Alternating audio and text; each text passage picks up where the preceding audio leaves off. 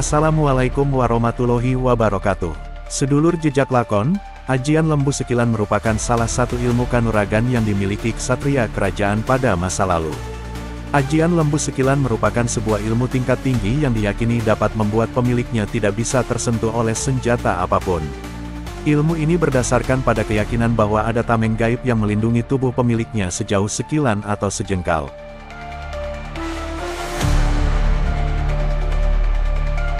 Ilmu ini juga dikatakan dapat membuat pemiliknya tidak merasakan sakit dan tampak lebih muda dari usia sebenarnya. Dengan kesaktiannya, ajian lembu sekilan kini masih dipelajari oleh beberapa orang yang ingin mendapatkan kekebalan dan keselamatan diri. Ilmu sakti itu rupanya menurun hingga Sunan Kalijaga dan Presiden Soekarno. Presiden pertama Indonesia itu memiliki ajian tersebut sehingga dia bisa lolos dari ancaman pembunuhan lebih dari 7 kali dan tidak ada yang berhasil. Setidaknya, hal itulah yang diungkapkan Soekarno dalam pidato pelengkap Nawaksara. Lolosnya Soekarno dalam upaya pembunuhan-pembunuhan ini dinilai sebagian orang, karena kesaktian yang dimilikinya. Soekarno dianggap memiliki banyak ajimat dan benda pusaka yang melindunginya. Melansir buku kesaksian tentang Bung Karno, suasana sebelum salat tampak baik-baik saja. Namun, dari baris keempat tiba-tiba terdengar teriakan diiringi bunyi tembakan. Aksi penembakan terhadap Presiden Soekarno pun terjadi. Dari beberapa kali tembakan, tidak ada satupun peluru yang berhasil mengenai tubuh Soekarno. Timah panas justru menyerempet bahu seorang ulama sekaligus ketua DPR saat itu, Zainal Arifin. Dua korban salah sasaran lainnya, yakni Sudrajat dan Susilo yang mengalami luka-luka. Keduanya merupakan anggota Detesemen Kawal Pribadi, DKP Presiden. Namun, hal itu sering kali dibantahnya.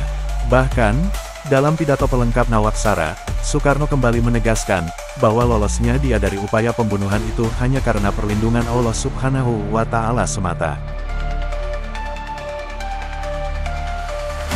Syukur alhamdulillah, saya dalam semua peristiwa itu dilindungi oleh Tuhan. Kalau tidak, tentu saya sudah mati terbunuh. Dan mungkin, akan saudara namakan tragedi nasional, kata Soekarno dalam pidatonya. Kendati keterangan itu sudah sering diungkapkan Soekarno, masyarakat tetap saja menganggapnya sebagai orang sakti.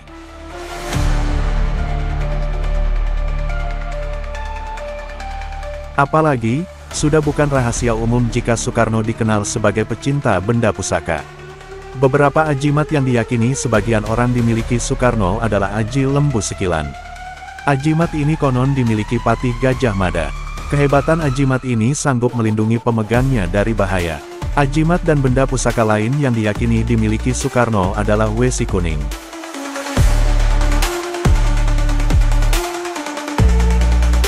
Beberapa orang dekat Soekarno meyakini, kemanapun dia pergi selalu mengantongi benda pusaka sebesar lidi ini di bajunya.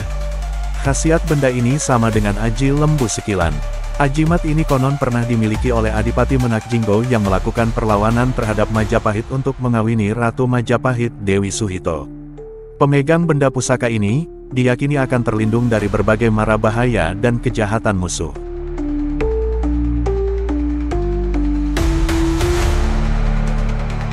Konon kabarnya, pusaka ini sudah dimusnahkan dan serpihan kecilnya saja yang dipegang Soekarno.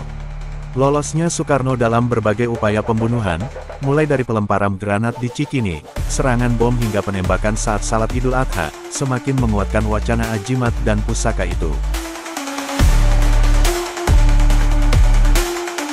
Benda keramat lain yang dimiliki Soekarno adalah tongkat komando yang selalu dibawa kemanapun dia pergi. Tongkat itu diyakini memiliki kekuatan gaib, karena berisi keris pusaka yang sangat sakti. Tongkat komando Soekarno dibuat dari kayu pucang kalak. Kayu jenis ini dianggap memiliki khasiat kanuragan.